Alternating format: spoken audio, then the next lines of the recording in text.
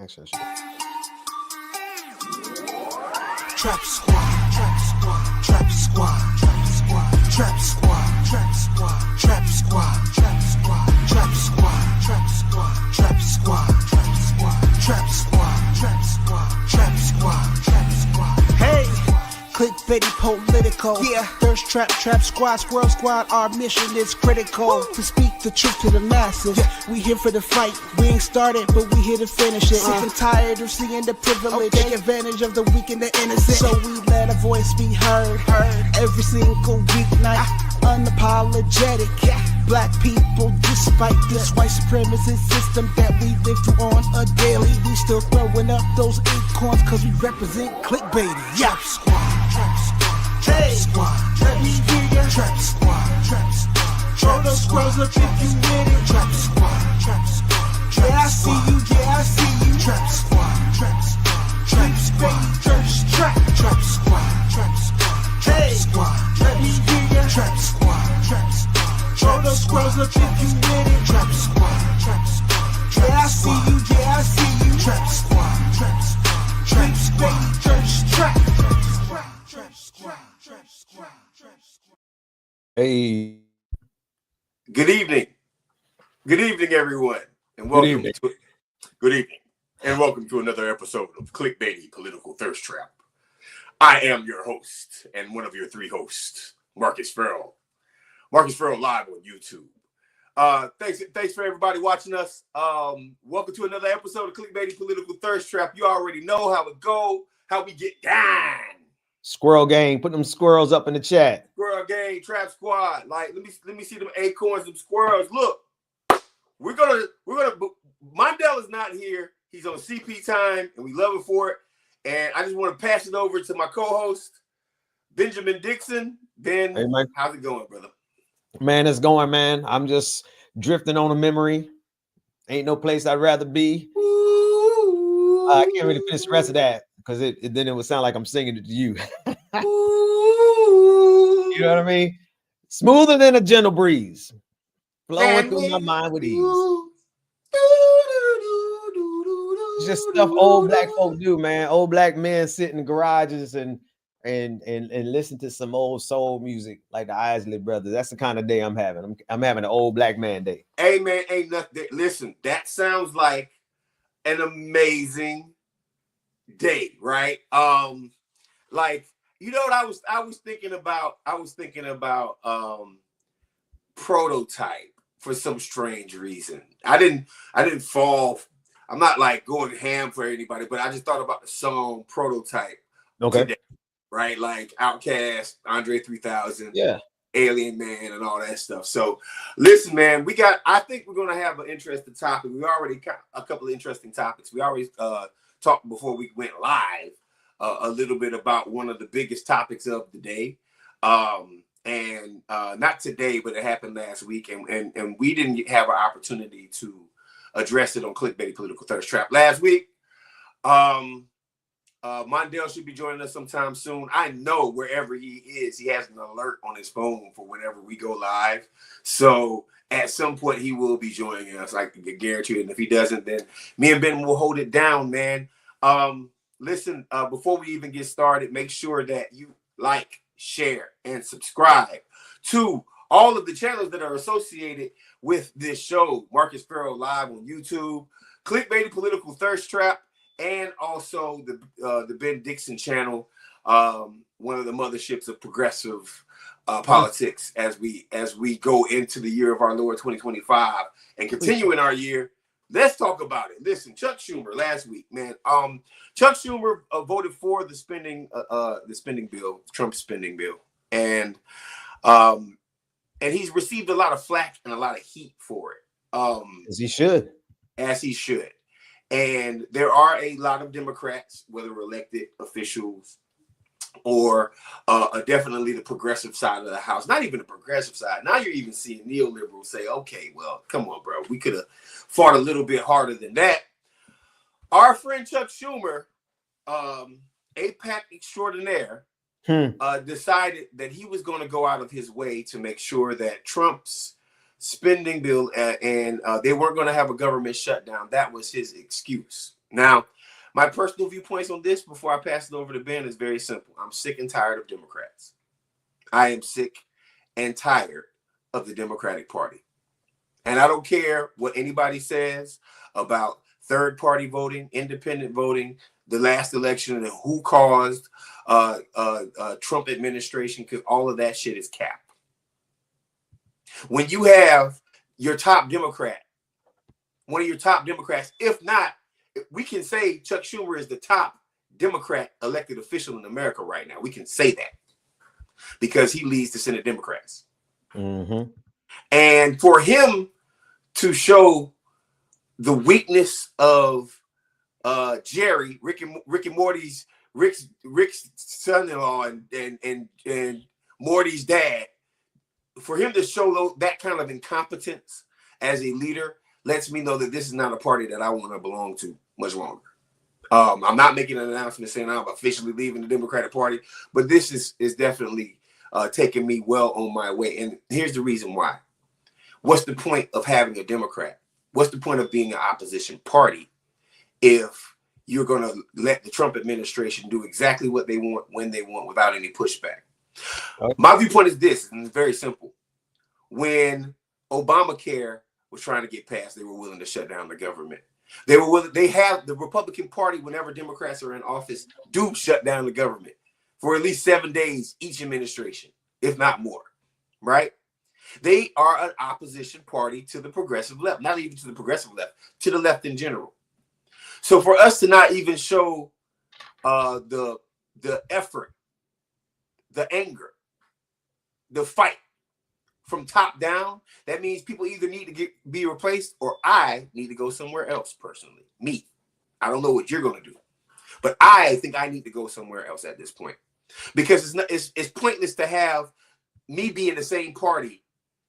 And I'm wearing my red, black, and green today, so I might be real pro-black. But it's pointless for me to be in the same party with a Chuck Schumer.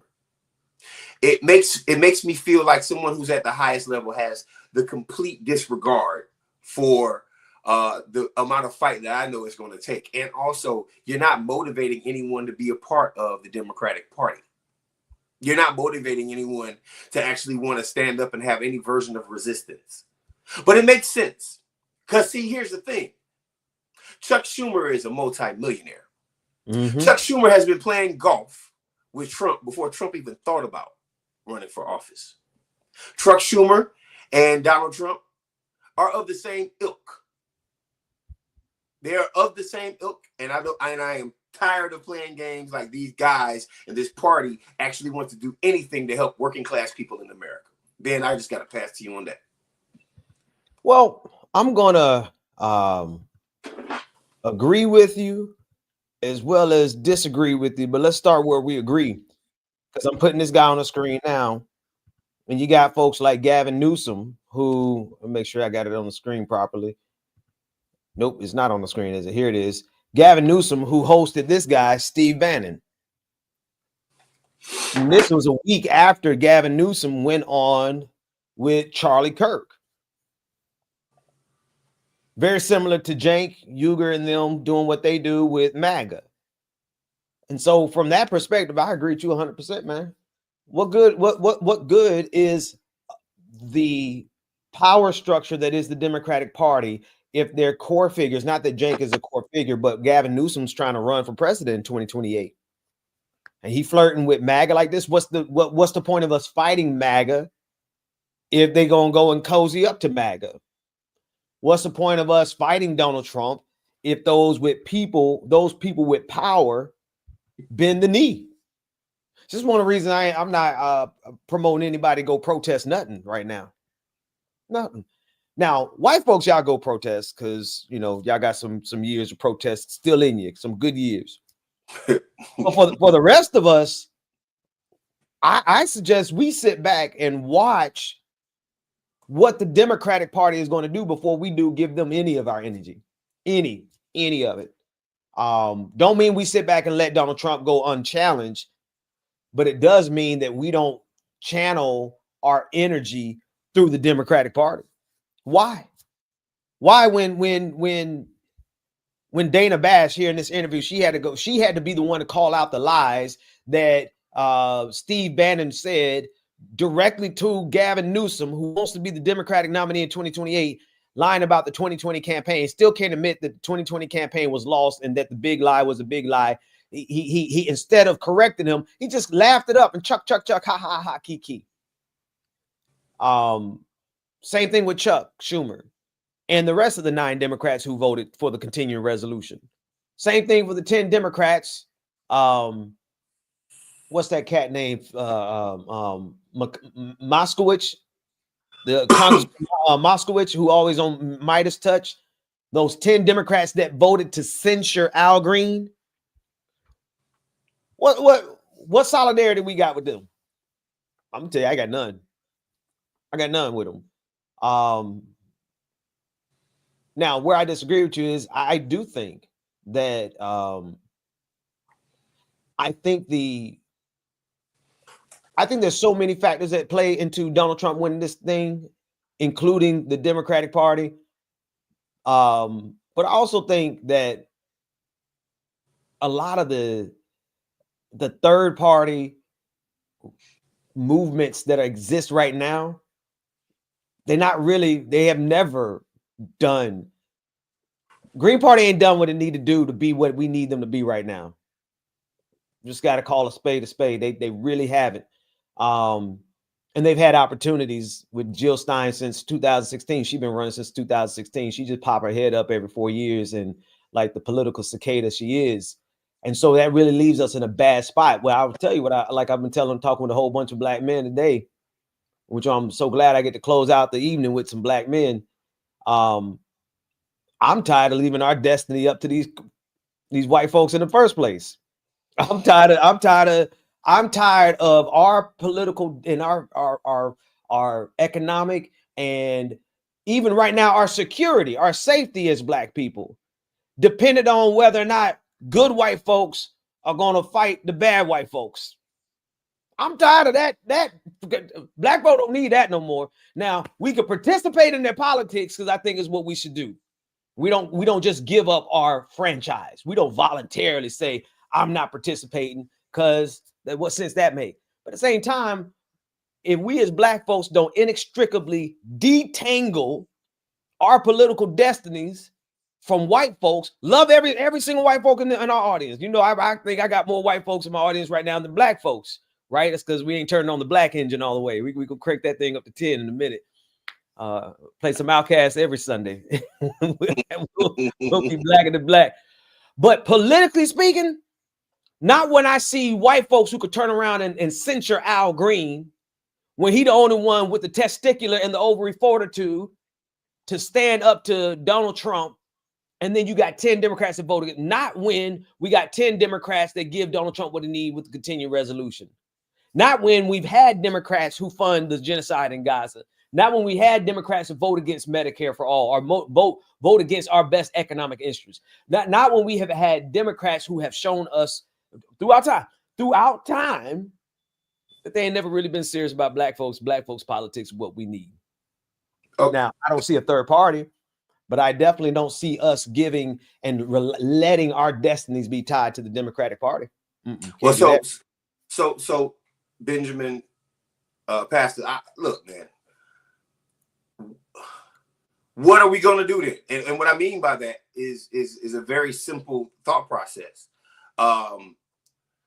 There have been record numbers of independents and Democrats actually losing registration and actually going over to become independents, right? This is so far this year has been one of the largest years of people actually turning into independent since the 60s, right?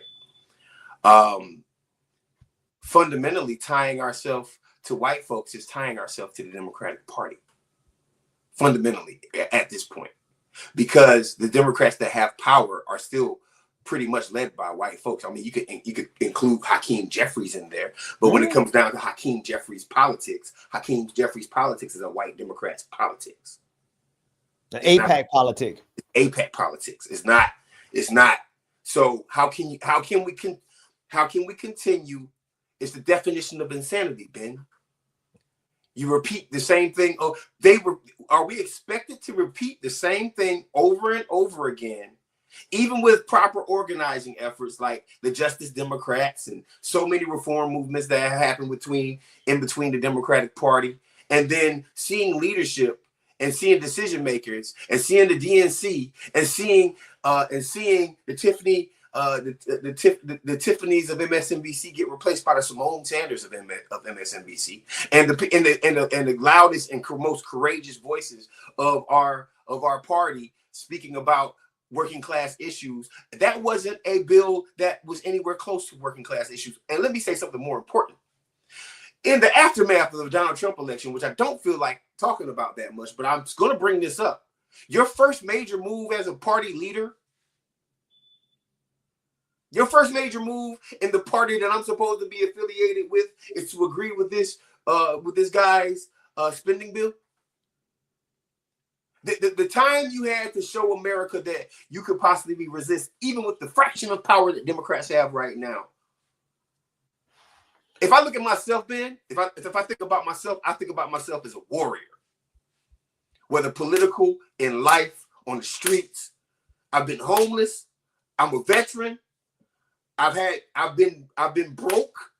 I've been wealthy. Well, rich, not wealthy. If I was wealthy, different conversation. But I've had a lot of money. I've been through situations in life. I know that the price of eggs still affects me right now, where I don't want to go and pay $6 for eggs because of inflation. And this guy right here, whatever, he's in the same party as me. He's representing my issues. No, he's not. He's not talking about the things that I care about. First, and second off, he's actually just bending over for the Trump administration. I don't want to be a part of that. I understand the Green Party, but we got to start somewhere. And I understand the Green Party has lower numbers. I understand, but I know that there's more independents in Arizona, and I know there's more independents in Georgia, and I know there's a hell of a lot of independents in Florida, and I know that we have to tie ourselves to something that's actually going to fight for us, or we're going to die on a hill of Democratic nonsense. Yeah. Because we got to stop thinking that we can expect fundamental change from these people when time and time again they keep showing us the same shit. Yeah. But I'd extend that over to the Green Party as well. Green Party is a party of white politics. I know they had a couple of black faces. They have a couple of black faces that they interject for the sake of the black revolutionary spirit. Not knocking those brothers. The last two vice presidential picks, I had some issues with Buchanan Buck with some of his politics, but this ain't about them. Not knocking them. I'm knocking the power structure that is behind the Green Party. And you mentioned the Justice Democrats, same power structure behind them. Every one of these major progressive organizations, it's a white power, white economic, white political power structure. Let me take away the Green Party power structure, right? And also I'll say this right here, as black folks, just a thought. Being a part of something new versus being used for votes, and then none of our issues are being talked about. We might as well be independents.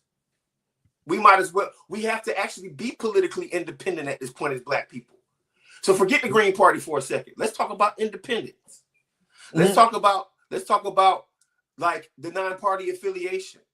Because actually, I would say go further and actually some of this, there's a point where we should cut off and not talk about it publicly. You know that line as well as I do, because some of it we don't need to give.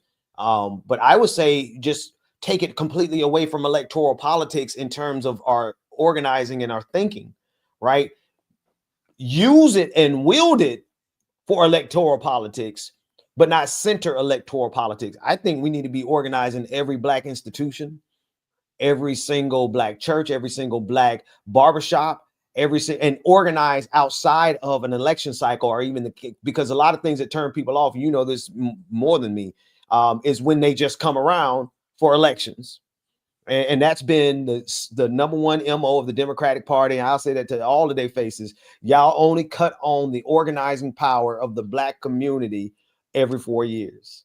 So just like Green Party show, just like Jill Stein is a political cicada, that organizing power that you see snap on and reach down into every aspect of the Black community, where you start seeing flyers in every beauty salon, you see mailers in beauty supply stores, at the chicken spot. They only cut that on every 4 years. Yard signs on Campbellton. And, come on. Yeah. No, see, I understand what you're saying. I get what you're saying, Ben. There's also the aspect of how we approach organizing. First off, I want to say that even what you just said is dead. They didn't even do that last presidential cycle. You ain't see no presence of anybody in the hood. You ain't see presence of Harris or definitely not like 2020. Not like Biden, not like Obama. We're not seeing any of that. And I mean, our elected officials right now, like, it's funny. I want to point this out, and I don't care what anybody got to say about this and who says it, right? Because we tend to ostracize the people that have a Black agenda, right? Just follow what I'm saying. Whoever it is, it's only certain people that are allowed to have a Black agenda or even attempt to have a Black agenda. Ice Cube, whoever the hell else. Like, and we've talked about on this show. So I want to take away the person, and I want to talk about a Black agenda. But when you talk about a Black agenda, the general thought process is, you're crazy for having a Black agenda. You're crazy for wanting things for Black people. The funny part about having a Black agenda is when you have a Black agenda, you are affecting all of America in a positive aspect. So Democrats and people who talk, because a lot of people who have a Black agenda really don't understand the nuance of politics, but there are people who have a Black agenda that should be expressed and not ostracized. But I've been in party meetings. I've been in Democratic Party meetings across the nation. I've been in conversations and meetings where from the grass top gatekeeping Black people, meeting with Bernie Sanders and Jesse Jackson, and from the rooms where organizers have been storming the governor's office, talking about Black people issues, and it all gets ostracized. That pivotal moment when in the 60s and 70s, when they killed off all of our leaders and replaced these people with the gatekeeper class. They gave a couple of people power and money and said, stay in your lane. And we've gotten so used to that staying in our lane that there is no longer a Black agenda. The Black agenda to white folks is, what did Jim Clyburn say? The Black agenda now is Chuck Schumer tell somebody else to tell Congressperson somebody that you need to say this to the Black people. Because I know damn well for sure that if the top of the list, the top thing that was on Chuck Schumer's mind was, these motherfuckers are about to cut Medicaid for Black grannies, Medicare for Black grannies, Black grandpapas, Black uncles, white aunties, then Chuck Schumer would have had a Black agenda in mind to make sure that he fought tooth and nail against the Trump administration, to make sure that there was healthy Black families by fighting against this spending bill that's basically a cut bill. So how can we keep, and I'm having a moment, Clickbaity. I'm having a moment, Trap Squad. I've been thinking about this all week. I'm having my moment right now. Because how can I be affiliated with doing this? And then you said Gavin Newsom. I'm going off for a second. Just give me a second, Ben. You said Gavin Newsom. You said Gavin Newsom, right? Let me tell you about this white boy Gavin Newsom over in California. One of the first state legislatures in America to ever introduce a reparations bill and had the votes for it, got nixed by the Newsom administration because he was afraid that if that bill made it to his desk, that he would have to sign it, and it was going to put him in a political problem, so he won't be able to run for president. But guess what, though? Guess what? 3 years from now, if he gets the nomination, guess what I'm supposed to do as Democrat? We gotta do better than this, bro. Yeah. And this is why I say 100%. We got to sever it from the four. We need what needs to happen this week, this month, in organizing Black Power. We have some fundamental divides in the Black community that makes sense. I'm not even going to look at us and say we've been divided and conquered. I say we have some fundamental disagreements that have to be addressed in terms of Black Power and organizing Black Power. I think that there is a divide between the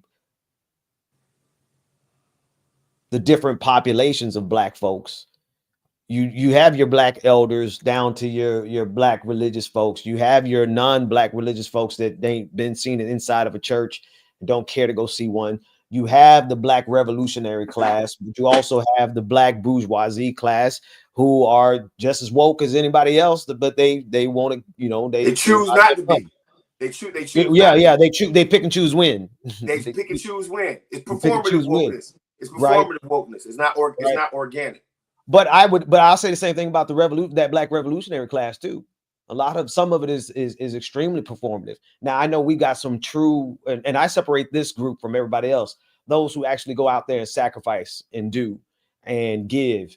And like there's some sisters I see on TikTok who, despite almost being homeless themselves, they out there feeding other people.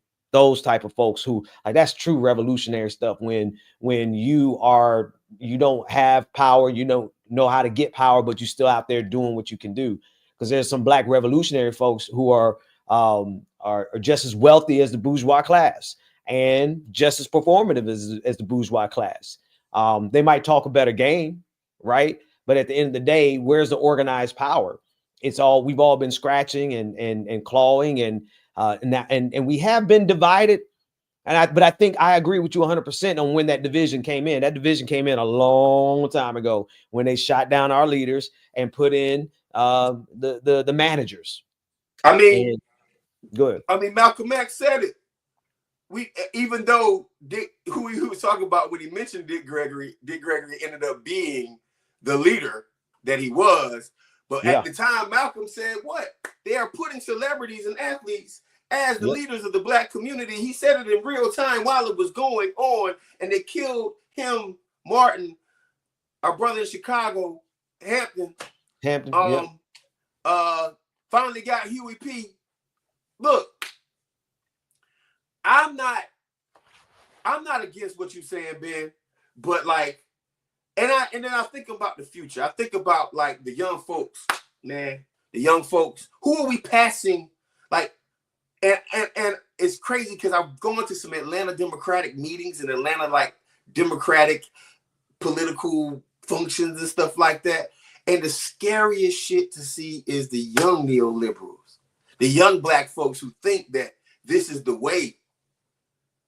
You know what I mean?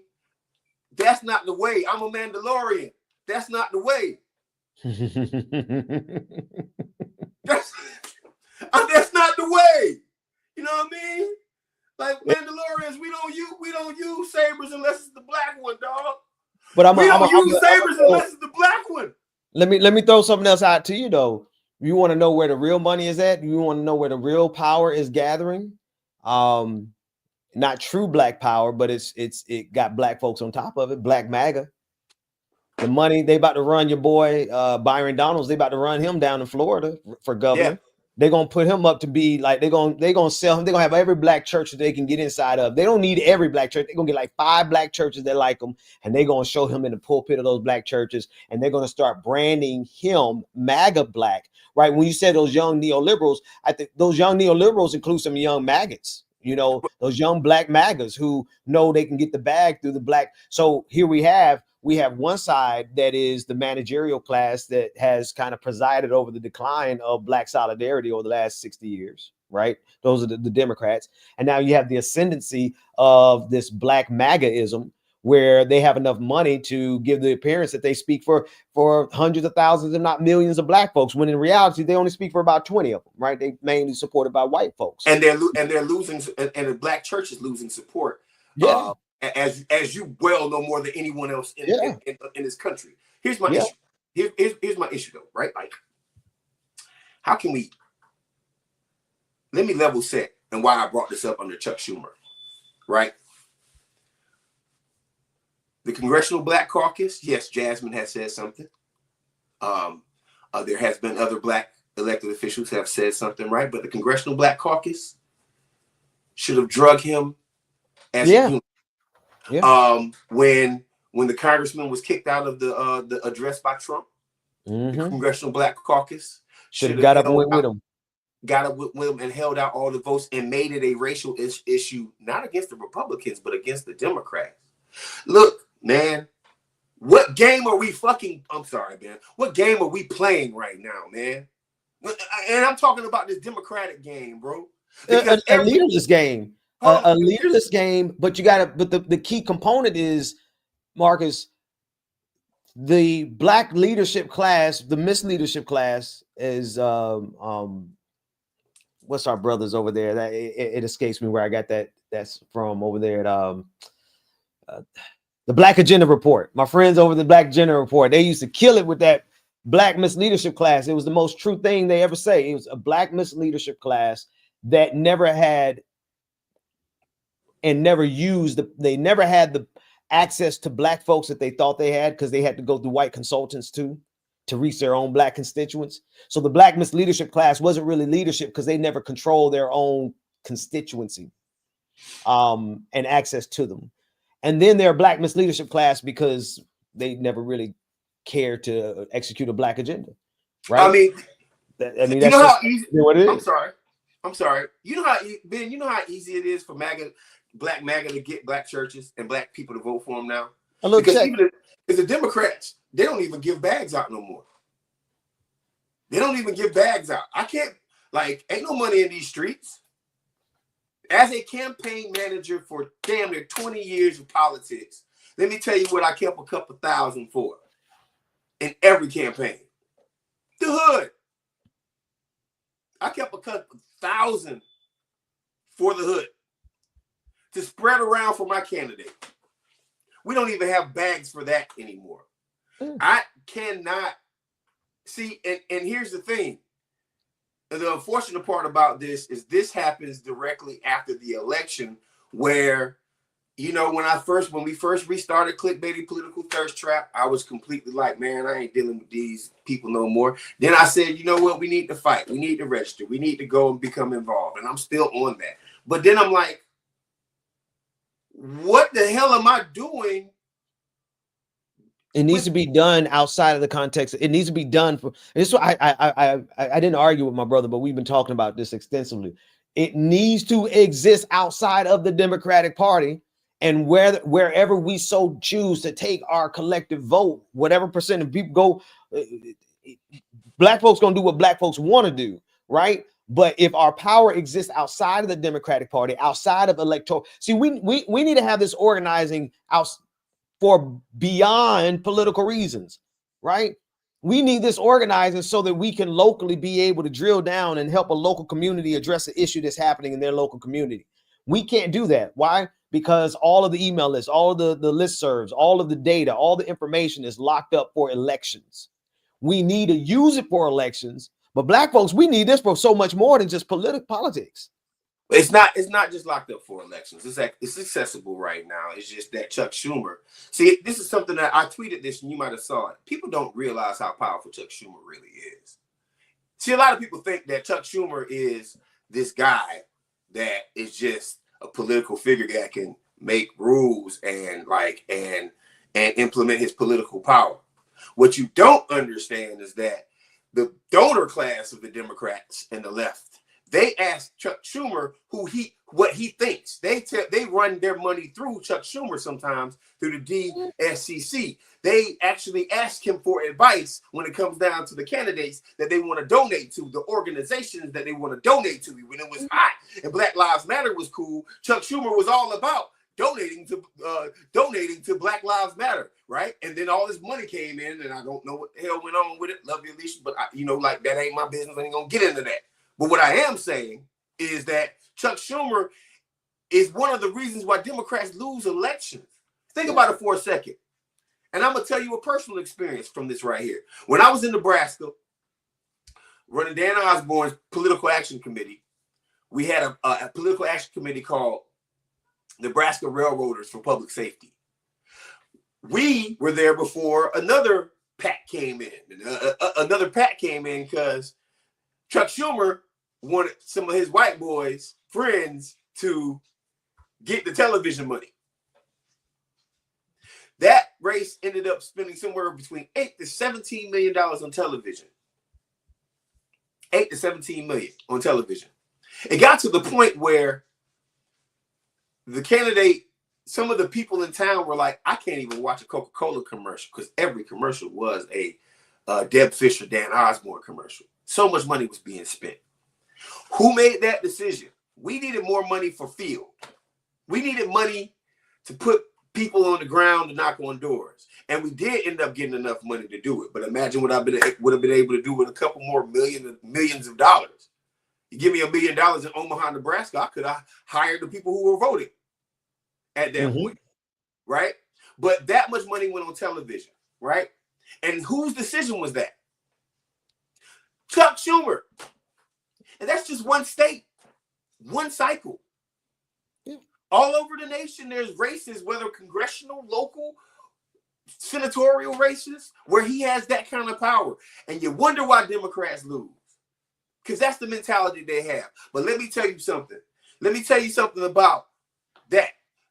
Had there been an anti-Israel aspect in that spending bill that Trump, it would have been shut down city. Yep. Yeah. Hey man, you're watching Clickbaity Political Thirstrap.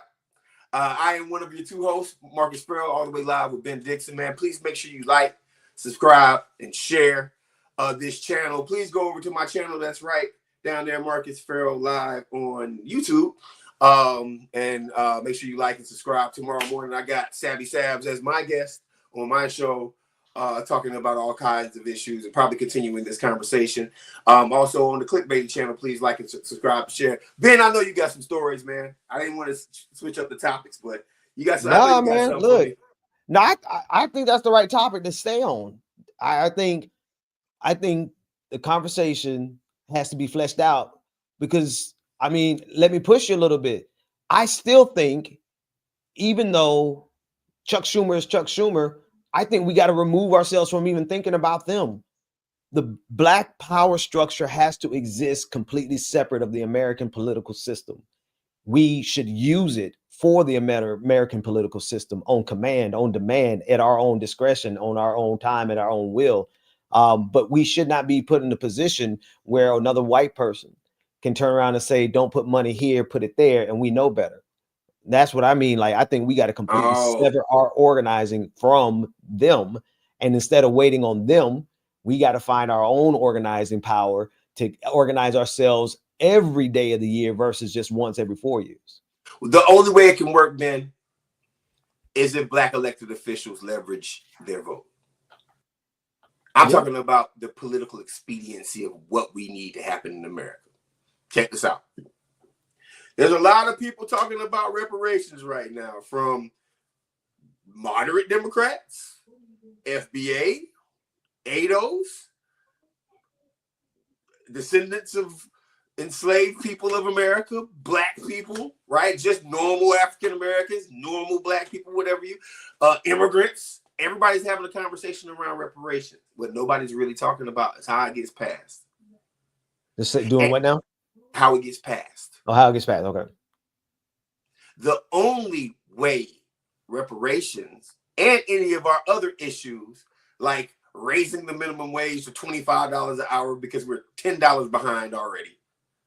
The only way that these things get passed is leveraging the black vote. Hey, Chuck. Hey, Chuck. Hey, Hakeem, check this out. I understand that you're the chair of the, I understand that you're the head of the House Democrats, but we're not voting for that bill unless you add reparations to it. We're not voting for that bill. No, none of us. The Republicans will. But what do you mean? AIPAC gave you this money so you can know we're not voting for your AIPAC bill unless black people get reparations. Look, that's first step. Well, number one, we need black politicians that don't take no money from AIPAC. Well, yeah, that part. Like, what are you doing taking money from from a foreign political action committee? Like, and one that doesn't have the black community at its interest. You're literally taking money from an AIPAC who has demonstrated anti-blackness, especially when we stood up for Gaza, and then they turned their energies against us because we spoke up for Gaza. They turned their energies up against Cori Bush because she spoke up for Gaza. They turned their energies up against Jamal Bowman, right? Anybody taking money, any black person taking money from AIPAC at this point, we can't support you. And I think that has to become a fundamental truth throughout the black community. I don't think we're too far from that because black folks are seeing, because of Gaza, black folks are seeing, oh, we don't want to be associated with that genocide. You got some Hakeem Jeffries in them who's still taking that money. But see, they're in the minority. And if we have our own political power, we can apply that pressure to them and say either you stop taking this money from AIPAC or you don't get our support. Yeah, I agree. Listen, and AIPAC is digging deep. Like, they're digging deep in the black community right now. AIPAC has hired a local organizer in the state of Georgia. Yep. Right. And I saw the job position and I was just like, I'll be damned. And in the job position, guess what the description said? We need a local organizer to engage Republicans and Republican lawmakers. But also now they're talking to black lawmakers. You have no business. And it's interesting to me because isn't the Jim Clyburns of the world and all these, aren't all these folks supposed to be direct political descendants of the civil rights movement? I don't know what they're supposed to be. And Jim Clyburn been something. Right. I mean, but what I'm saying, I think they're more descendants of the Reaganism, 1980s, that pivot. Right. Well, what I'm saying is they love to say king. I got a question for you, Pastor Ben, as a professional theologist. Is that a word?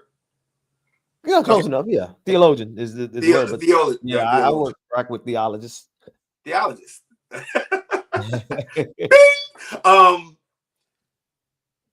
Do you think Martin Luther King would have supported AIPAC?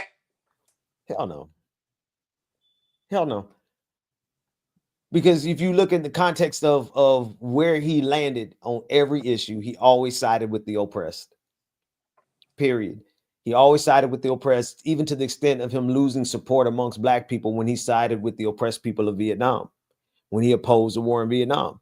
Right. And so that was one of the last things he did before they killed him. He opposed the war in Vietnam and a lot of folks wrote him off. He had a negative approval rating when they assassinated him. And so he had already demonstrated before he died that he was willing to take it on the chin in order to defend the least of these. So there's no way in hell, no way in God's green earth, Dr. King would take money from AIPAC, period. Okay. Okay.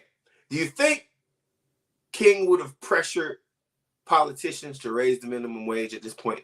Absolutely. That's what he was doing before he died. The poor people's campaign. That was the spirit of it. It wasn't the specific, Okay, you ready for it? You ready for my next question? What's the next one? Do you think King would have had a black agenda? Yes. I thought you were going to say reparations, but reparations as well as a black agenda. Well, he spoke about reparations. Yeah. In one of the most famous statements that he ever made, right? Come to get our check. Yeah, come to get our check, right? So with that being said, right, when mid-January comes around next year, I don't want to hear no more about King from these politicians. I don't want to hear no more about anybody black that did. Stop talking about Harriet Tubman. You soft ass Jerry's. You soft Jerry's need to stop talking about Harriet Tubman. Because Harriet Tubman, General Tubman was a warrior, bro. You motherfuckers ain't warriors. Y'all are soft, man. These are soft people, and you're soft and bought off. You're soft, bought off, and already paid for when you're running for office. The cat who replaced Jamal Bowman, the cat who replaced Corey, they were bought and paid for before they even won the election. And now we got what, 4 more years of these people? 2 years if we do our job in 2026 for half of them. Yeah, so it's just, you know, I'm looking at this right here, and I'm just thinking about how the Democratic Party can keep me, because I understand what you're saying about organizing outside of it, but there's always going to be this tie-in to Democrats, and this tie-in to Democrats is obviously led, sponsored, and paid for by AIPAC right now. This tie, just like the Republican Party is sponsored by MAGA Republicans and Tesla and Elon Musk and white billionaires across the nation. We have no political home. We have no political home. So why look? And what's going to happen, I want you to think about the names that we've heard so far for president next time around. We got Gavin Newsom and we got Rahm Emanuel. These are the people who they are already saying need to run for. You can't.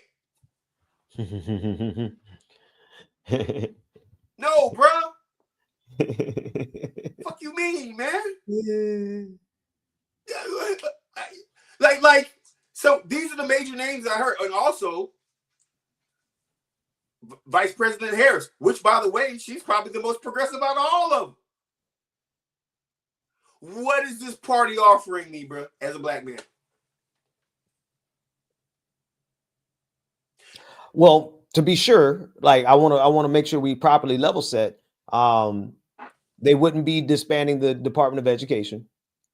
They wouldn't be disbanding the Food and Drug Administration. They wouldn't be turning on our allies and putting tariffs on and messing up good. I mean, they're ruining the auto industry all over again just because. Right? Just because they can.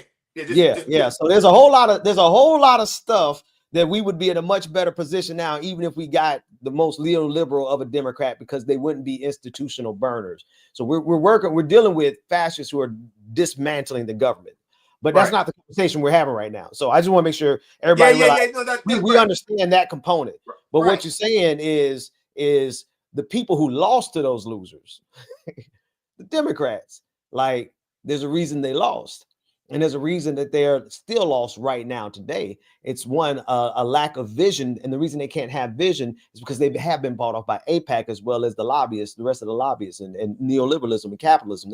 They desire the corporate money. They desire that corporate bourgeois experience where they get to, rub shoulders with the rich and the elite. And they want to be able to do that from the perspective of being the party of the working class when they stopped being the party of the working class a good 40 years ago. Right. So that's which brings me back full circle. I'm gonna keep saying the same thing all night. I'm not interested in the Democratic Party coming to do something for me in order to try to catch me.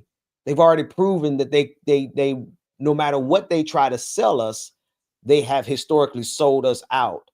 And they have historically sold us out over and over again, little by little, less and less each year. To now, we can even get the George Floyd justice. I forgot the full name of. We can even get that, right? Despite Justice and Policing, right? Yeah, I think Justice and Policing Act. Thank you. We couldn't even get that, despite the whole world rallying for it for an entire summer, despite the entire nation, despite lily white folks all over the world, all over America. Remember, all them white folks got beat up by the cops. Every black person, every white person who protested and showed solidarity and so much support from corporate America because they were phony at the time, saying that they want to be all of that momentum, and Democrats ain't do what they need to do to get that bill, even when Joe Biden got into power. So even the symbolism, we can't even get symbolism from them anymore. I don't think we should wait not another time and think and say, what can they do to get my vote for them to get me? No. It's to say, what do we do so that they have to come to us in order to even approach getting a black vote? Come speak to the Black Council, come speak to the Black power structure that we know how to organize, because we organize differently than Democrats, than honestly than a whole lot of white folks, right? There's an organic, organized structure in the Black community that has been neutralized, that if we as Black folks reanimate, and when I say Black folks, I'm talking about those of us who are not in bed and locked in sync and in need of the Democratic Party. Again, my number one example for this is I look at what they did to when most impressive thing I've seen the Democrats do and Black folks do was when they snapped into formation in 90 days for Kamala Harris's campaign. They organized, they had a structure regimented, they had calls, for a 90-day campaign, they organized that thing pretty good versus having 2 years like everybody else. That's because it was. But again, it don't come around but every 4 years. And if we had that type of power every day in the Black community, well, then the Democratic Party wouldn't be coming and say, hey, what can we do to bring you back over here to us? They would say, hey, we know we got to do this for us to even have a conversation. Listen, check this out. What was more impactful that those people who were on that call should have probably done the same thing for was, let's all get all the Black fraternities, sororities, bougie, talented 10th on the call again and say, demand that the Black caucus say Chuck Schumer step down or Hakeem Jeffries, you're a sellout. It's time for us to actually organize around things that fucking matter. Well, here's the good thing about this moment, though, right? Anybody who is reflexively, I think that's the word, defending the Democrats, they're already in a weakened power position. You loser for supporting these losers who are at 29%, even in the midst of the absolute worst performing president in the history of presidents. Donald Trump's first 50 days have been abysmal for the markets, have been abysmal for the working class, for the rich, for everybody suffering, and y'all still at 29%. So why are you reflexively why are people still defending Joe Biden? What that to me, I'm like, what for? What for? If there's ever a person that we can sacrifice right now and properly do so and politically disembowel him for what he did, who still has it in their blood to be like, oh, I got to defend Joe Biden? For what? When we think about Gaza, for what? When we think of how he sandbagged, if you really like Kamala, you had to notice how he sandbagged Kamala Harris, going out there to MAGA events, smiling with MAGA and putting on MAGA hats and stuff. You know what I mean? Like, so the fact that we still got people who reflexively defend the Democrats and reflexively, it's because their money's involved. Obviously, they have jobs, they get money to do that. My thing is that we muscle them out of the way. Muscle them out of the way when it comes down to gathering our people together. I think that's first and foremost is the gathering of our people together, and to be able to gather ourselves together at numbers that the Black Democratic, the CDC can't do, not CDC, the CBC, Congressional Black Caucus. They can move a banquet, but can they organize Black America? No. Yeah, can go and get a barbershop and get a couple of Black churches and a couple of Black preachers, but can they organize Black America? No. If they put the same effort into the Legislative Caucus annual gala than they did with organizing Black America in general, we'd be somewhere. Hey, man, you know what? Donald Trump's talented. He's the most talented president since FDR.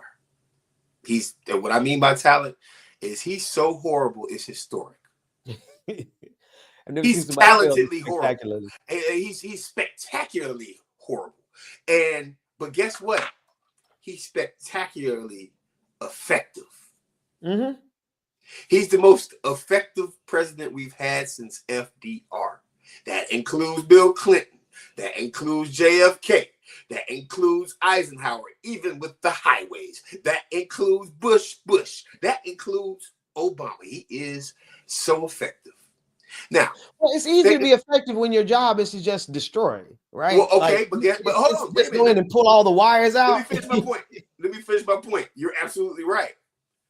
Think about the people that the Democratic Party are right now saying, oh, he looks sexy for the presidential candidate. By the way, not asking one black person in the South, not asking one black person in Chicago, not asking one black person basically anywhere.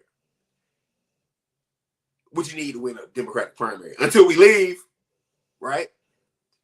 Do you think Vice President Harris, do you think Gavin Newsom, do you think Rahm Emanuel will be just as effective building for American people, fighting for American people, fighting for American values than Trump was for destroying? And the answer is no. No. The answer is absolutely not. They're going to be effective for trying to implement conservative values without Nazis being in them. That's the Democratic Party right now. Conservative values, Nazi-free. Yeah. Now, I put a premium on whatever your political identity is, if as long as it's Nazi-free. But the Nazi-free part gets a premium for me. I'm gonna keep it 100 because as many grievances as I have with the Democratic Party, and here's where you and I differ. If it's a vote between Democrats and MAGA, I'm voting for the Democrats because we've seen MAGAs, they are Nazis. We see MAGA is targeting black people. We see MAGA is specifically targeting black people, removing that veteran, that black veteran, who got that black Marine who got the Congressional Medal of Honor, and then they changed the URL to say DEI Medal of Honor, right? All the black federal jobs that are being taken away and snuffed out, all the opportunities, the entire history of black folks in the Department of Defense being erased, right? All for shits and giggles. The fact they just deported 300 people and we don't even know if all of them were actually illegal, right? But they deported them to El Salvador just for laughs and giggles. So I put a premium on not dealing with Nazis, but the most effective way for us to not have to deal with MAGA Nazis anymore is for us to sever black power from the Democratic Party, and we command them from the outside versus them coming and cut on an organizing machine every 4 years. I think so. The first thing I said is like resilience and leverage from the Congressional Black Caucus and elected officials across the nation. The second thing is why I keep doing it, is running for office, right? Like we need a whole new breed of people who are willing to run for office, right? Just throw some names in the hat, right? And I think that, and I hate to be like this. Okay, you ready for it? Black people need to run for office as independents. Progressive black people need to run for office as independents. Just follow my theory. Mondale might disagree, you might disagree, but just follow my theory. Black people with progressive mindset that want to see a higher minimum wage, that want to see a jobs program, that want to see reparations, that wants to see the ending of APAC in black communities. You're not going to make it out of a primary. There's a high likelihood that you won't make it out of a primary. Maybe you will, but in the South, it's really, really, really hard. It's really hard to beat Democrats in the primary, especially the ones that are funded by Chuck Schumers of the world. Your goal needs to be make it to election day. Your goal needs to be to make it to election day. You have that much more time after a Democratic primary to push black agenda, black issues, working class issues, issues that help out pregnant women, issues that help out healthcare, issues that help out poverty in the district. This is just the idea right now.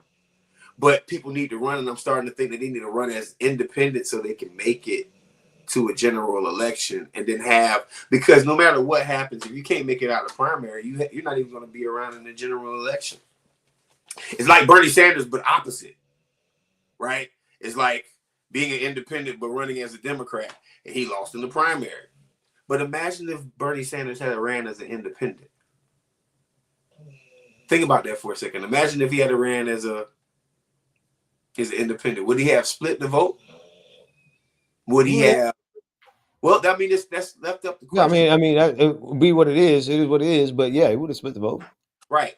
So what I'm saying is, in order for you to win, in order for us to get into office, right, especially in some of these contested places, we might want to think about running as independents. I can no longer do the status quo of good people losing in primaries to Democrats who are just outspending the good people, because there is so many corrupted money figures that are going to come out the woodworks every time a good person says anything on a flyer or a mailer. What the fuck is this guy talking about? He wants to raise the minimum wage. Hey, Chucky, go ahead and send Georgia $17 million so we can run some ads against this fucking fool. That's where we're at. My viewpoint, maybe I'm wrong, maybe I'm right, but we need to start thinking. I'm thinking about different ways that we can actually change America for the better so that we can actually win some seats. Because at the end of the day, and you're talking to a guy who was at the DNC convention in Chicago when they kicked Nina Turner out, and when they screwed Bernie Sanders over, and when they looked at that was in Philly. That was in, I'm sorry, I said Chicago. Philly, I was there. Yeah. In person, saw the whole thing. Was outside with Nina Turner when it happened, when she went outside. And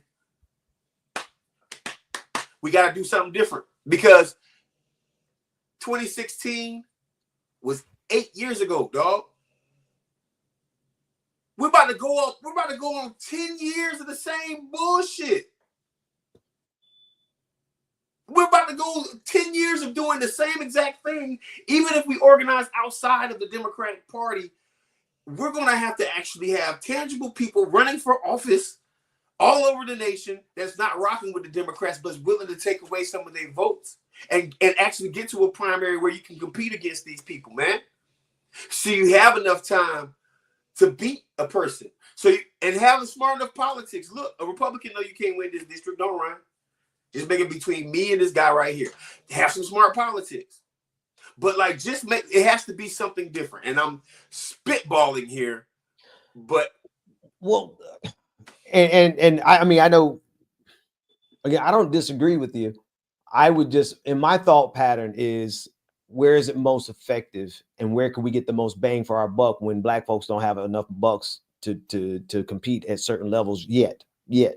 All right, that's one of the things I think we need to reorganize and restructure, is make sure that money flows are flow into a Black delegation versus the Democratic Party. And then people Black come to the delegation and say, you should run as a Republican here in this district. This is a prime district to get a Black person who's in favor of Black people in as a Republican, run as a Republican. Over here, that's smart. Over here, run as a Democrat, as an independent, right? And so they take the entirety of the decision away from all the parties. This is what I'm saying. Sever that thing from all of the parties and act locally first. Locally, get that commissioner seat, get that city council seat, get that school board seat, get that mayor's race. Get that mayor's race for every small town and every big town you can. Get that mayor race and answer to us, because who us is, right? Who we are, we would be the people who, even if we ain't got $1 million to run their race, we got $1 million of in-kind brilliance. We got $1 million of techniques, what you said, 5 ways to run for office without spending no money. You know what I mean? Like, we got the wisdom. We might not. And see, here's the thing: we run short on some dollars. And I saw somebody in the comment section said that they got the list. And I want to put that. We were talking about email lists. One, I think it was Tropical, saying that they got a list. You got lists? Talk to us. Where they at? Let's get them and let's mobilize them before and outside of just pure politics, electoral politics, but on everybody's day-to-day issues. And on the local issues that we can then collectively connect everybody locally. And we got our national movement that the Democratic Party will be brought to its knees in a good way, that they would have to come to us because we will control our own destiny politically. But right now, we're at the mercy. We're at the mercy of who has the money, who has the reach, and who has the platform. And unfortunately, is gate kept by a whole bunch of black folks who don't even have that power themselves. No, and they it's being don't. held by the Democratic Party. Listen, first off, that was a great idea. Like, even as Republicans, I thought about it in passing, but you just verbalized it perfectly. That's great. It sticks to my point. Two things. First off, like, when I ran for office in Arizona, I lost, right? I was running on reparations. And this was a very white, moderate Democratic area that I lived in. And who would have thunk it? But after I ran for office, you know what immediately happened? What's that?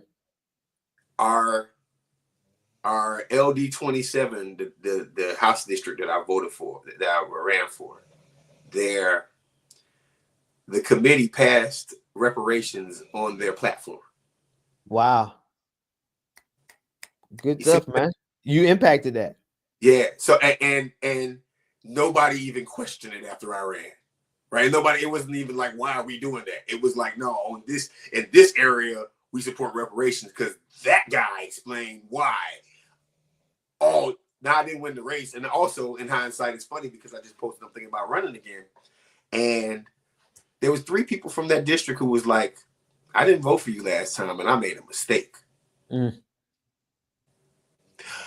That's the first thing. The second thing is think about who stayed home from the last election. Think about how the numbers are dropping. Think about all the people who are not engaged whatsoever. And this is from the independent route. Think about the people who are just not engaged. They're not excited about going to vote for anybody. And then think about all the Democrats who was just like, I'm just going to vote. I was told to vote. I'm just going to vote. But I'm going to vote for a Democrat. But they've never heard your platform before. They never heard what you have to say before. There's ways that we can win these elections, people. There's ways, right? We get good people in office and then we hold these people in office accountable. But we shouldn't have to hold people accountable when they're representing our communities at this point. It should be ingrained in their DNA politically that this is what I'm doing. Let me know when you're done. I don't want to interrupt. I'm done. I'm done. Doc, let me show you how let me choose my words carefully because I won't certain words I won't ever say about the black community, but this is a sad aspect. We don't even control the beauty supply stores in our neighborhoods. We don't control the chicken joints in the black neighborhood. Those control, love them, love y'all, the seasoning y'all put on it. But every chicken store I go to is owned by my beloved Arab brothers and sisters. I got to say it because, if I don't say it properly, they can come after me. I love y'all. But y'all are in our community. The beauty supply store owned by mostly our wonderful Asian brothers and sisters. Love y'all, but y'all making money. We don't control nothing in our neighborhoods, which is some of the same reason we ain't got no political power, because we have been outsourced. Every bit of our power, every bit of our goods and commodities and money flows has been outsourced inside our own neighborhoods. And so I think from the bottom up, we need people to start fundamentally. Is there a beauty supply store in your neighborhood that's not owned by black people? Do not shop there until it's co-owned by a black person. Is there a chicken shack in your black neighborhood and ain't owned by a black person? Don't eat there again until that money is split with a black partner. Make it happen or we ain't eating there. But see, we don't control even the most basic aspect of our destiny. And I think that's a core element of why we don't control any of our political power. Well, I mean, so yes, you're absolutely right, because it would make it easier in this day and age for us to run if we have money. So yes, you're absolutely right. But I have to push back. No, it doesn't mean that we have to start economically. That's a big plus. And it also is just healthier for our community for us to have those things. Yeah, what not economic? Yes, just let me amend it just a little bit. It's not that we have to. I would say start both and at the same time, both and at the same time. Right. But it's not that the economics has to precede. It's the mindset. It is the realization, not even the mindset. It's the realization of just how fundamentally true it is that we as black people should own and control our own power, no matter what form that power comes in. Because every other community, and they do it so well in their communities, they come and do it in our community. Right. I got a question for white Americans, white people who are in the chat room right now. This is a question for me. Do you guys agree or disagree That's what's better for Black America is better for America in general. Please, if you are in the chat room right now, I want you to respond to all my white people. And I don't care if you're Squirrel Gang, Trap Squad, or just a random white person, even the racist people that Ben has on his channel, and I probably got on mine, that hate us so much. I want y'all to answer this question. Is a Black community that's empowered, already has reparations, already has economic power, already has their fair share of political power.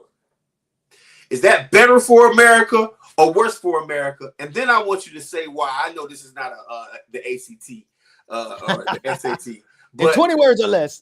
In 20 words or less, I want the white people to answer why a Black America is better, makes America a good Black America. You white folks is funny, man. You read these comments? No, I haven't, but I'm interested in it. We got to post some of these. I want to read them out real quick. Post some of them. Nah. They all in absolutely. I mean, it's proven. It's economically sound. You cannot stimulate the lowest part of your economy without letting that trickle up. Trickle up economics has always been proven true. Trickle down has been proven to be false. So if you take the people who are at the bottom, getting it in the muck, down here, grinding from the very bottom, and you stimulate that part of your economy, we not only, and I don't want to say, because I know we're consumers, and then the first thing people say is that we go out and spend and we consume. Yes, but we're going to teach our people to do a little better. We're going to consume and hold back more. We're going to start investing more than consuming. But you can't, even on either end, whether we put it in the Y column of the domestic GDP product in investments, or if we put it in consumption, it absolutely stimulates the economy. And you cannot possibly do something for a Black community and it not reverberate to every aspect of America. Listen, man, there's two things that need to happen in America before America becomes whole. And I've said this on the show before, and I want to say it again. And you remember me saying that this is my big thought process besides Rep 1, which next time we get on Clickbaity, I'm going to bring up Rep 1 because I think it's a perfect time for us to actually talk about that, considering the conversation we're having right now. But with Whoopi Goldberg fingers, until you do right by Native Americans and Black Americans, America will fail. See, these white folks are blaming DEI, right? And you got to think about it. In Arizona, listen, I know so many tribal brothers and sisters in Arizona, man. Like in Maricopa County, there's tribal lands, right? In Maricopa County, right? Sacred lands. When you go hiking in some places in Phoenix, you will see there. I went hiking with a Native American brother who said, my ancestors drew these markings on this mountain 2,000 years ago. My ancestors. And I was like, not your ancestors. He was like, bro, I can show you. It's my ancestors. You see that little squiggly line right there? Somebody who was from the same tribe as me did that. Follow me. White people don't know the difference between what a Native American looks like and what a Mexican person looks like. Because you can't really tell the difference. I hate to be like that, but you can't really tell there's much of a difference. No, what I mean, I ain't gonna go with you on that one. Oh, no, you ain't gonna get me to nod on that. I need you to hear what I'm saying. If you live in northern Mexico and you're native northern Mexican who's a part of an indigenous Indian tribe, you look just like an indigenous Indian person who lives in America. All right, that's what you said. Okay. Yeah, that's what I'm saying. So here's my thing. There's a lot of brothers and sisters that are indigenous Indians from Mexico who are getting deported. There's a lot of indigenous Americans who are getting deported, they want to deport. But these people have been in our country before the white folks got here. And they're screaming out, and they're screaming DEI on these people. Yeah. They're screaming immigration on these people. Yeah. You see what I'm saying? So my thing is, you're still doing the people who came here and screwed over the first time, you're doing them wrong right now. That's the whole point. I think that there's nothing. I think everybody, not just Black folks, but working class folks, everybody just needs to come to this realization. The whole point all along was to draw this out as long as they could, and then say, "Oops, we never meant to do. We were fooling you in the first place. Oops, on you. You're bad. You're bad." They never meant to deal right by us. The whole point was to undermine that power, to undermine those communities, to blame, no matter how big our achievements were to strip us of our achievements. No matter how much we build power, is to come back and snatch that power from us. And so we're dealing with people who, of course, they will call indigenous populations DEI because they did not care that the truth was that they were here as a benefit, right? They are the privileged ones. They never intend on handling this thing truthfully. And if we continue to be surprised by how bad faith of actors we're dealing with, then they're gonna keep winning. I realized the fix was finally in. You know what I realized the fix was finally in? When Joe Biden didn't sign the George Floyd bill. I don't even know. I can't even really remember. Did it get to his desk? I don't think it got to his. I feel like there was a key decision that Joe Biden made early on in 2021 that sent off my red flags. I'm like, oh, you mean they never meant to do right by us in the first place? It's not that they didn't know. It's not that Democrats didn't know. It's not that Republicans didn't know. It's not that we had to explain racism to them. It's that they had already mastered racism, and they've been playing that mastery game for the last 6, 7, 800 years. And we keep coming back saying, well, maybe if we can explain it to them like this, when the reality is they know that. And they're working against us structurally because they studied that 1,000 years ago. Right. And all to maintain uber wealth. Yes. All of it's to maintain uber all wealth. of it. Listen,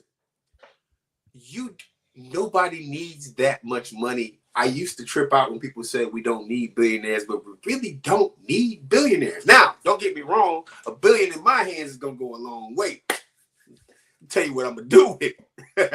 Let me tell you what I'm gonna do with it. First off, I'm sending everybody from Clickbaity Political Thirstrap who watched for the first 4 episodes of this year, and for the past 4 years, I'm sending all y'all a stack. The stack. All y'all who've been commenting, I'm gonna go through the comments. I'm gonna email you, and I'm gonna send you a stack if I get $1 billion. Off top, just a stack. You get that money. Then I'm gonna knock my house down and rebuild my house and just make this irritatingly, and I'm gonna build a bunker in the ground. That's what I'm gonna do. I'm gonna build me a bunker in the ground. Then I'm gonna start a free lunch program in Atlanta, Tallahassee, and Jacksonville. Free lunch for 10 years guaranteed for every child that's in poverty in these cities. Then I'm gonna buy me a bicycle. And I'm gonna go ride a bike around and give homeless people out cash. I'm strapped, so don't try me. If you see me in the streets now, I got that thigh out on me. But like realistically, we don't need billionaires. And we're doing this all in the auspice of keeping poverty. Mm-hmm. I need more than a stack, partner. I need more than a stack, partner. I hear that. If I had $1 billion right now, in the same spirit, I would give y'all more than a stack. I would listen. No, man, no. You structure it. You structure something where I would create an infrastructure where we could self-sustain ourselves digitally, using cryptocurrency across borders. That's what I do. There you go. You can invest in Clickbaity. You can invest in the Big Dictionary. You can invest in Marcus Farrell Live on YouTube. You can invest, and you'll have a digital currency. We can do that shit anyway, though, man. Like this, like to be honest with you, with the nerds that watch our show, they probably gonna be emailing us soon. Like, bro, we can do that right now. Listen, I'm looking for old dude saying he got the list. If you got a list, I don't care if that list is 10,000 people. Let's start. We turn that 10,000 into 10 million. Listen, guys, I wanna know why you haven't shared this on another channel yet. That's what I'm trying to figure out. Like, how come you didn't go down and hit, I think it's over there, because it might be in reverse if you're watching this. It's down there, and hit that share button right next to that subscribe button, right? And how come you haven't shared this on X yet? How come you haven't shared this on Facebook and on Instagram yet? I'm just trying to figure out how come you haven't shared this link yet. Because if you haven't shared this link yet, especially the part about Marcus saying that when he becomes a billionaire, he's going to give everybody a stack that watch the show. I think a lot more people might be interested in watching the Clickbaity political Thirstrap show. Man, that's the other thing. You know what? The other thing, man. If I had $1 billion, I would create an echo chamber for blackness, so that all the high quality black folks that we know, we insert them into our echo chamber the same way Heritage Foundation inserts them maggots into their echo chamber, and they turn somebody who with 10 followers into somebody with 10,000 followers overnight, and then they turn them to somebody with 1 million followers, and they become a self-sustaining information node in the MAGA network. And the fact that we don't have that capacity anywhere on the, tell me where on the left we got any of that. Tell me where in the black community we got anything like that. There's not a platform out there that is a cross-pollination platform. Everybody got their own platform, which is cool. Congratulations. But what we need to be able to do is to take a Clickbaity and insert it into the platform, and then boom, feedback all those new followers, because we're using we're guiding our media as a positive sum enterprise versus what we do now. And this is what blows me away about the left. Everybody who's so progressive, everybody who is so leftist, everybody who is so ecumenical, they're damn near socialists, they're damn near communists. Okay, but we don't even share email lists. You got to pay somebody $10,000 to get an email list, to get an email out. More than that now. They taxing for them email lists. Listen, go to the Twitter messages, and I'll show that tweet that I just sent you. And also, Twitter. Yeah, and then also go to, I just sent you 2 messages. We're gonna go one by one with each of them, and I think that they're just I think this is something that we should talk about real quick. Only because I'm not hating, I'm congratulating, right? I don't want to pull what was pulled on us when we first got started earlier this year. But if you could expand that a little bit. This is the online influencer space for politics right now. This is the online influencer space for politics right now. You see, Joe Rogan has 39.9 million followers. Joe Rogan, the Breakfast Club, the Young Turks come in at a 12 million follower list. And then the Breakfast Club has 11.4 million followers. I find that very interesting that the Breakfast Club is that Young Turks have more followers than the Breakfast Club, but I'm not even upset about that. Let's move around a little bit. Hassan Abi has 5.5. Let's see. Got the majority report down here, 1.9. Majority report 3.9. So we got some friends that are coming close. Ben, you would be a little dot on here too, buddy. If they did, I'm a guy 900,000 away from making the cut. But you got the damage report, John. But overall, the message though is that we are dwarfed. We look like America in the opposite when it's of the election day, right? We look like a case of measles. We look like a case of measles. We look like we're getting boxed out by Shaquille O'Neal and Charles Barkley. Blue-eyed, bloody nose. Blood just running everywhere. Oh man, this is not a good sign. And I bring this up because it's like a lot of these folks spend a lot of money getting their platforms to where they are, and a lot of them are just trusted sources, and it looks like a disease heat map, and a lot of them. But let's look at the Republican. Let's look at the Republican side. Charlie Kirk with 18.6 million followers. Ben Shapiro with his ignorant ass, because Ben Shapiro is the smartest ignorant motherfucker I've ever seen in my life. Because he don't know what the fuck he's talking about a lot of the times. But he's a master. You just gonna insist on cussing the whole night with Pastor. I'm sorry. I'm sorry. I can't help it. I be wanting to so bad, and then every time you say it, I get closer to saying it. You keep saying it, you're going to end up making me cuss. I'm sorry, Pastor. Help sustain my salvation here. I apologize, man. It's righteous fury. You look. you look at this board and you look at the one that makes me the most upset. Candace Owens, 15 million. Dude, she gets 50,000 people watching her live, right? And then she's starting to try to position herself as a voice of blackness, right? That was a slick part right there. Right. I'm looking at Jordan Peterson, not even American, 23 million. Strung out almost every time you see him, just completely strung out. Does not make a coherent argument. But it doesn't require coherent argument. Would you say Jordan Peterson? This is funded by money. Jordan Peterson strung out. Oh man, Jordan Peterson be hitting that was it benzos or some crazy stuff he be hitting. Y'all white people, y'all be on some different kind of drugs. Like what's our boy from Chicago? What's the rapper? Dreadhead around me. Waka? No. Where he says I say Waka. What's the nice boy, the ones who preach a kid. Where the cat? Oh, you talking about 3? Yeah. Him 3, yes. 3. Him. Now I done forgot the line that I was using. But anyway, I'm looking at this and I'm like, the truth of the matter is we've been outspent. And I don't know if you remember. Let me go back to something.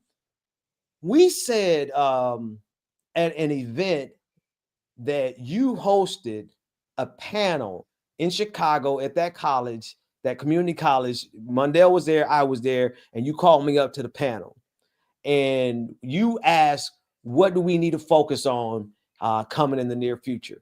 This was like 6 years ago. I feel like it was before we did Clickbaity. I remember. And what did I say at that? I said media. I said if the Democratic Party and the progressive side don't start investing in media, we are going to find ourselves in a situation. And here we are in a situation where we look like a little bit of something between measles and the bubonic plague all at once, with MAGA media just dominating. They didn't even invest. What drives me crazy is one thing if they're not going to invest in black media. Okay, we've been fighting that for a minute. But they didn't even really invest in Democratic, left-leaning, or progressive, or liberal, whatever you want to call it. They just depended on MSNBC. You know, Ben, as I look at all these red dots, the measles on this right here, you know what I'm thinking about? The difference is very simple. First off, these shows get funded. And the hosts don't even share talking points. Follow what I'm saying to you. Some of them might, but for the most part, these are independent conservative thoughts, right? No, they're not on this screen right here. Well, check this out. What I'm saying is like this right here, aside from the racial stuff, right? Like, for instance, I don't think Joe Rogan and Charlie Kirk are the same person, right? I just don't. Okay. I'm sorry, they're not. That's but their core messages are the same. But what I'm saying is they're not the same person. Like Joe Rogan is not going to base an argument in racism. That's something that he doesn't do. I'm sorry, he just doesn't do that. But he does have a conservative slant to all of his shit, and that's very fair to say, right? Matter of fact, Charlie Kirk, if you're not a racist black person that hates yourself, you're not getting on his show. You're not. If you're not. You know what I mean? Like you created you gave me a nuance there that I don't think I can argue with. I'm trying to sit here and think, have I heard Joe Rogan? Joe Rogan is not a racist. An argument. No, I think he's racist, but I don't think he's ever framed an entire argument purely on racism. Charlie Kirk will get out there and say, I mean, he's a conservative. Like here's the difference. There is a difference between being a conservative and now here's the thing. Does he support a racist? Absolutely. She said, they said tiny faces aggressively racist. That's how you say. See, and that's the difference. That's why I can't argue. I can't argue with you because Joe Rogan don't do what Charlie Kirk do. No, I give you that. I give you that. We would be falsely based if we said that Ben Shapiro and Charlie Kirk are the same person as Joe Rogan. Right? Yeah, like that's not. All right, I'll give you that nuance, but the way I still would disagree with you because I say every single one of them go off the same talking points. They just delivered in their own levels of racism. Well, here's what I'm saying to you. what I'm saying is the right, they don't put a leash on their money when it comes down to supporting things on the right.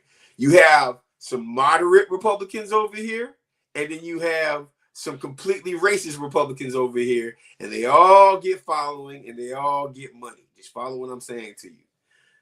On our side of the house, we pretty much see an even mixture of lefty, sort of lefty. I want to support conservatives, lefty sometimes, and also, but it's not like a lot of dots where the extreme left and the people who are talking about raising the minimum wage to $25 an hour, and the people talking about UBI, and the people who are talking about reparations, they don't have this size platform, even though this same amount of people would support these things if they were seen. And you know why?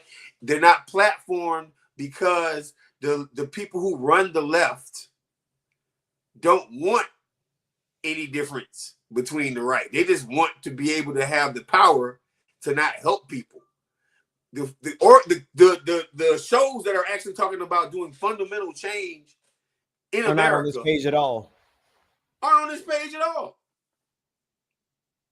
Clickbait is like except Hassan. Now I ain't gonna lie. Every time I come roll up on Hassan, he talking some pure left-leaning socialist stuff, and I'm like, I can't hate on the brother because you know he's pretty consistent. But everybody else on this page, and Sam seeded the majority of reports on here. And Sam does a wonderful, amazing job. But if you talk about like structural change, just outright call, you're right. I don't see them on this page. You don't. But guess what? You see the extreme right on here. You see a lot of the extreme. You see a lot of the extreme right. ICE just arrested immigrant rights leader Jeanette Vizrawa. You can't say black folks. You got to send some. Yeah, I'm sorry. I don't even know what to say. We have to look it up and find out more about it, though. Thank you for sharing this with us, because a lot of the news is happening so fast right now, and stuff is it's changing. And see, this is the difference. This is why everything that you said, I got the same problems with the Democrats, and I know without a shadow of a doubt we have got to sever black political power from the Democratic Party structure. Without a doubt. But at the same time, man, we dealing with some Nazis in power that don't mind disappearing people to El Salvador. I keep saying in the most country with El Salvador. We're dealing with people who have no regard for the Constitution. And I think that's all the more reason that we have to make an actual move. Like, you know, we've been talking offline, and you and I have talking. I've talked to Mundell. We talked to other folks. There has to be a literal move taken to do the work that Democrats can't do. And in us doing that work, we ain't doing it for them. We ain't doing it to surrender power to them. Because look what they've done with their power down. Like that would be foolish for us. I think we got to save ourselves as black folks, save our white friends who won't come along, but we got to look out for ourselves, and we got to put that political power in our hands so that we can show them how to stop these Nazis, man. That's right. That's right. I do agree with you, right? I agree with you. It's just how we get there. It's going to be some interesting times, and I'm going to think about this. Hey, Clickbaity, asking for a shout out for my best friend and brother, Kai. Now, I'm sorry if I destroyed his name, but Kai. Shout out to my brother Kai. I did part of their eulogy this weekend. Check on your brothers and sisters, please. Learn what depression looks like and call your friends. You are absolutely right, man. Shout out to Kai. We don't know the situation, but obviously he's going to better places. Make sure you take care of yourselves, people. Make sure your mental health is good. Listen, I've been doing a lot of therapy, and it has helped me out so much that I have moved on from one of the worst situations that I went to a thriver and a survivor. And at points in December, that I thought about, even while doing this show, offing myself because of the mental health issues that I was going through caused by certain situations. But let me tell you something. Your life is worth it. People in the future that you don't know need you. and love you and care about you. You don't even know these people yet.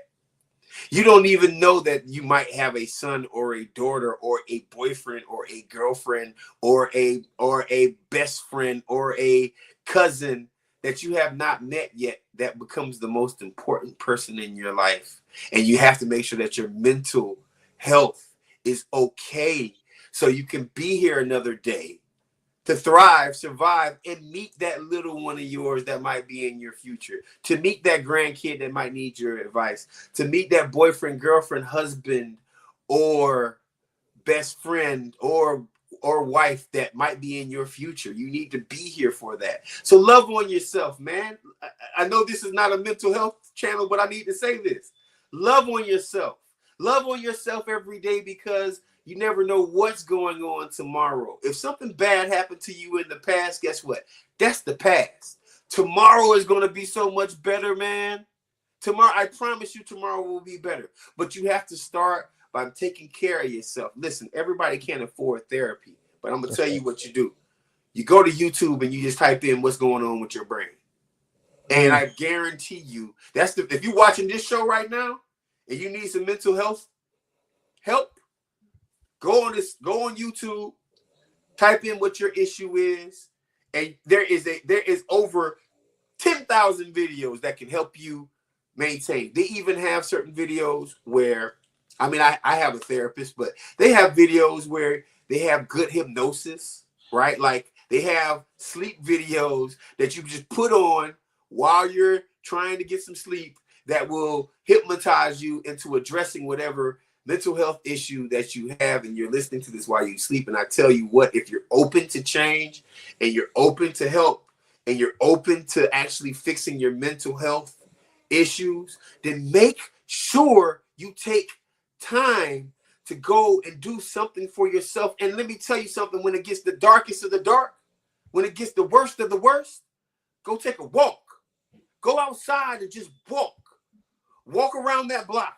Do the most simple thing you can. And if you can't walk and you're disabled, then do something. Get in your wheelchair or get in whatever capacity you have and roll up the street. Get you some fresh air. Do yourself a favor. If you can't stand, go outside. Take your shoes off. Stand in the grass.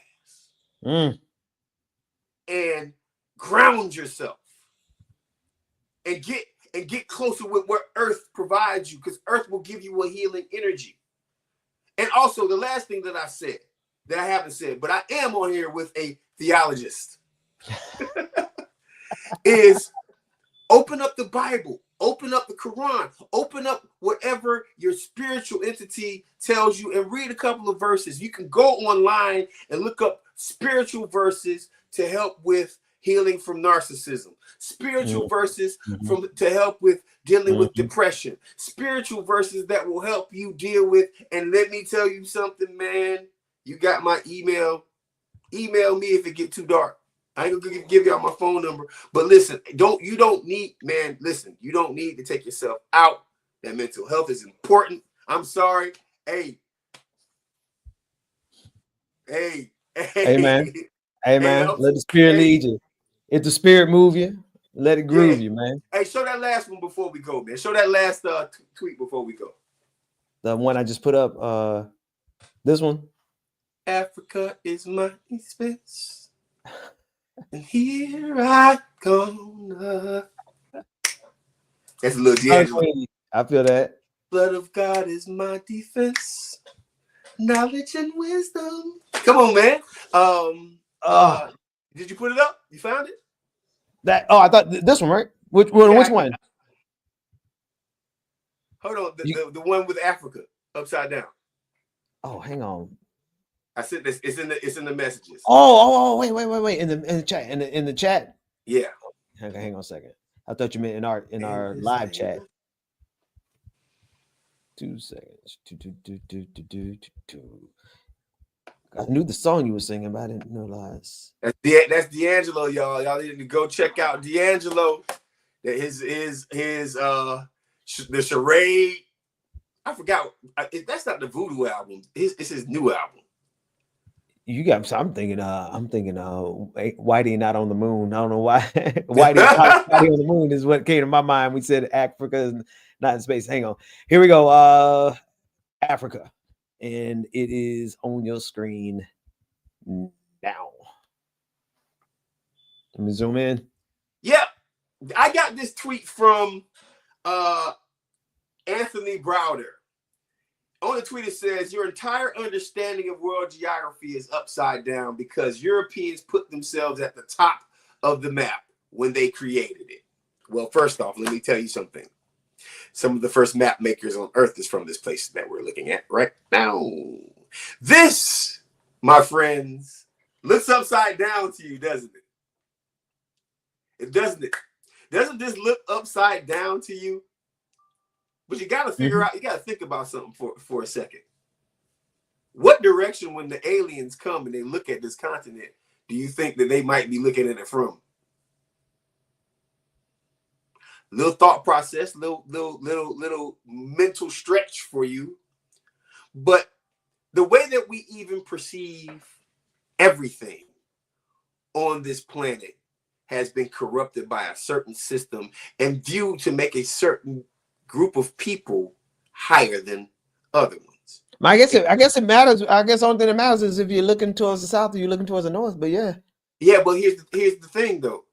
When we're a ball floating around the sun, right?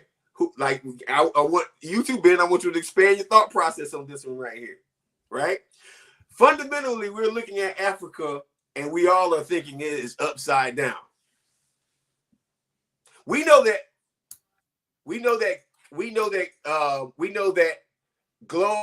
globes and maps all across the world have disproportionately made Africa smaller. That's the funniest part. Yeah, then we're like, Africa is almost the same size as North America in some places, where you can fit Russia, Texas, a couple of other states, all of Europe, and a couple of other continents in that continent right there in Africa. Greenland is tiny, but it looks like it's almost the same size as Africa. I bring this up because everything is perspective, and everything is built off of colonialism, including what we're going through right now. This is the neo-fascist colonialism of America, and our perspective of it is about to shift. They changed up the name of the Gulf of Mexico to the Gulf of America. They're trying to change up and say that having fairness in workplaces is DEI. And they also, a long time ago, made us think that at the top of the map was Europe and North America. Well, what if I tell you that if we change our perspective, Africa's the top of the map? Just a thought, something to think about. You got anything else, Ben? Man, I didn't realize we've been going this long. Yeah, we had a good one tonight. Yeah, man. Let's go ahead and get up out of here, man. You want to end it, or should I end it? Nah, man, you've been on fire, man. Go and close this thing out. Yeah, man. Listen, it's all about perspective, folks. We went through love, happiness, health, and also money, right? Make sure you take care of yourselves, family. Make sure that you love on yourself every single day. Thank you for watching another episode of Clickbaity Political Thirst Trap. Please like and subscribe and share this channel right now. I am Marcus Farrell, live on YouTube tomorrow morning at 10 a.m. I will be with, I think 11 a.m. I will be with Savvy Sabs. We're going to be talking about this sort of similar to the same conversation. And we're also make sure you like and subscribe to the Clickbaity channel. And we're out. Trap squad, trap squad, trap squad, trap squad, trap squad, trap squad, trap squad, trap squad, trap squad, trap squad, trap squad, trap squad, trap squad, trap squad, trap squad, trap squad. Hey, clickbaity political. Yeah, thirst trap, trap squad, squirrel squad. Our mission is critical to speak the truth to the masses. We here for the fight. We ain't started, but we here to finish it. Sick and tired of seeing the privilege. Take advantage of the weak and the innocent. So we let our voice be heard. Every single weeknight, unapologetic. Black people, despite this white supremacist system that we live through on a daily, we still throwing up those acorns cause we represent clickbaity. Yeah. Trap squad, trap squad, trap squad, trap squad. Cause the people